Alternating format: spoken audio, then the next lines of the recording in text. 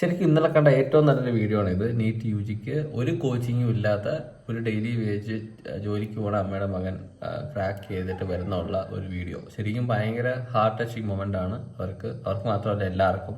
എനിക്ക് സത്യം പറഞ്ഞാൽ ഭയങ്കരമായിട്ട് ഹാപ്പിയായി. കാരണം ഇങ്ങനെയുള്ള സ്റ്റുഡൻസിന് ശരിക്കും എൻ്റെ ഒരു ഭയങ്കര ഒരു ഡ്രീം പ്രോജക്റ്റ് ഉണ്ട്. ഒരു മെഡിക്കൽ കോളേജ് സ്റ്റാർട്ട് ചെയ്യണം. അവിടെ ഏറ്റവും പാവപ്പെട്ട ആൾക്കാർക്ക്, ഏറ്റവും നല്ലോണം എഡ്യൂക്കേഷൻ ഉള്ള പാവപ്പെട്ട ആൾക്കാർക്ക് അവിടെ സീറ്റ് കൊടുക്കണമെന്ന രീതിയിൽ ഒരു ഒരു വലിയൊരു മെഡിക്കൽ കോളേജ്, ഓൾഡ് ടെക്നോളജി ഒക്കെ ചേർത്തിട്ട്. സോ ഇത് കാണുമ്പോൾ ശരിക്കും അതാണ് എനിക്ക് ഓർമ്മ വരുന്നത്. കാരണം ഇത്തരം കുട്ടികൾ വരുമ്പോൾ മാത്രമേ ഒരു സിസ്റ്റത്തിൽ ഒരു ചേഞ്ച് ഉണ്ടാകത്തുള്ളൂ. കാരണം ഇവർ അനുഭവിച്ച കാര്യങ്ങൾ, ലൈഫിൽ അവരുടെ എക്സ്പീരിയൻസ്, ഫിസിക്കലി ആൻഡ് മെന്റലി അവരുടെ ഫിറ്റ്, പിന്നെ നല്ല രീതിയിൽ പഠിച്ച് മുന്നോട്ട് വരുന്നുള്ള ഇത്. അപ്പം ഭാവിയിൽ ഇങ്ങനെയുള്ള പിള്ളേർ വന്നാൽ മാത്രമേ നമ്മുടെ ഈ എക്സ്പേർട്ടായ ഡോക്ടേഴ്സില്ല. ഇപ്പം മലയാളത്തിലാണെങ്കിൽ ഗംഗാധരൻ സാറിന് കണക്കുള്ള ഡോക്ടേഴ്സ് വരുത്തും. അല്ലെങ്കിൽ അബ്ദുൽ കലാം എന്തുകൊണ്ടാണ് ഒരു സാധാരണ ഒരു ആൾക്കാർ ഫോളോ ചെയ്യുന്ന ലൈഫ് ഫോളോ ചെയ്യാതെ അദ്ദേഹത്തിൻ്റെ വഴി വെട്ടി ഇന്ത്യയിലെ തന്നെ അഭിമാനകരമായ അല്ലെങ്കിൽ പുതിയ കാര്യങ്ങൾ ടെക്നോളജി വൈസ് ആയാലും അല്ലെങ്കിൽ മിസൈൽ മാൻ ഓഫ് ഇന്ത്യ എന്നൊക്കെ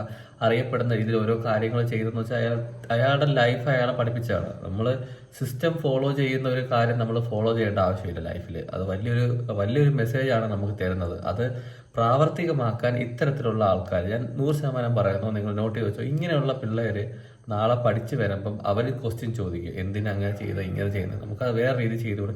പുതിയ കാര്യങ്ങളിലേക്കും പുതിയ ലൈഫിന്റെ ഇവന്റ്. കാരണം അവര് അനുഭവിച്ചതല്ല മറ്റുള്ളവർ അനുഭവിക്കുന്നത്. മറ്റുള്ളവരെന്ന് വെച്ചാൽ ഈ AC റൂമിനകത്തിരുന്ന് MCQ പഠിച്ചു വരുന്ന ഒരു കുട്ടി കണക്കല്ല ഇതേ കണക്ക് റിയൽ നമ്മളെ മണ്ണി ചവിട്ടി നിന്ന് വളർന്നു വന്ന, അത് ഒരു കോച്ചിങ്ങും ഇല്ലാതെ വരുന്നു എന്ന് പറയുമ്പോൾ പിന്നെ 100% ഞാൻ പറയാം, ഇങ്ങനെയുള്ള കുട്ടികൾ നാളെ ഇവിടെ ക്രിയേറ്റ് ചെയ്യാൻ പോകുന്ന ഒരു അതുണ്ടല്ലോ, ഒരു എന്താ പറയുക, പുതിയ ടെക്നോളജി വന്നില്ല എന്നുണ്ടെങ്കിലും ഇവര് മെന്റലി ആൻഡ് ഫിസിക്കലി ഫിറ്റാണ്. അപ്പം ഈ 36ഉം 46ഉം 76ഉം അവേഴ്സൊക്കെ വർക്ക് ചെയ്യാൻ ഇവർക്ക് ഒരു വിഷയം കാണത്തില്ല. ഞാൻ ഉദാഹരണം പറയാം. എൻ്റെ കോളേജിൽ നമുക്കൊരു ഇന്റേൺഷിപ്പിലൊരു കുട്ടി വന്നിരുന്നു, പയ്യൻ.